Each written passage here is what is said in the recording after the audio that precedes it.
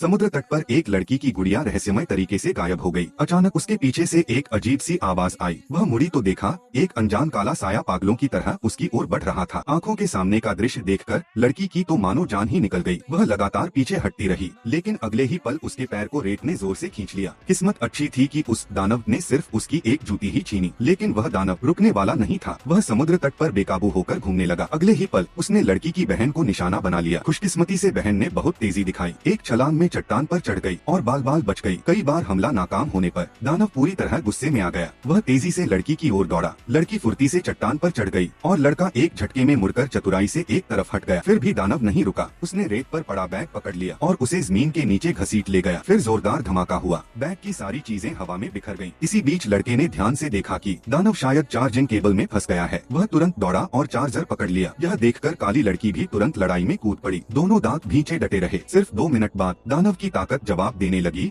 और उसकी आधी टांग बाहर दिखने लगी। दोनों ने मौका देखकर पूरी ताकत लगाई और आखिरकार उसे रेत से खींचकर बाहर निकाल लिया। उन्होंने उसे मजबूती से दबोच लिया ताकि वह फिर से भाग न सके। ध्यान से देखा तो वह कोई दानव नहीं बल्कि एक जादुई बंदर निकला। और हैरानी की बात तो यह थी कि वह इंसानों की तरह बोल भी सकता था। वह बंदर गुब्बारे की तरह फूलकर कई गुना बड़ा भी हो सकता था। सबने उस शरारती बंदर को देखकर समझा कि वह सिर्फ मजाक कर रहा था, बस सबके साथ खेलना चाहता था। आखिर में वे मुस्कुराते हुए उस बंदर को सुरक्षित रूप से फिर से प्रकृति में छोड़ आए। कहना पड़ेगा, यह बंदर सच में बहुत शरारती था।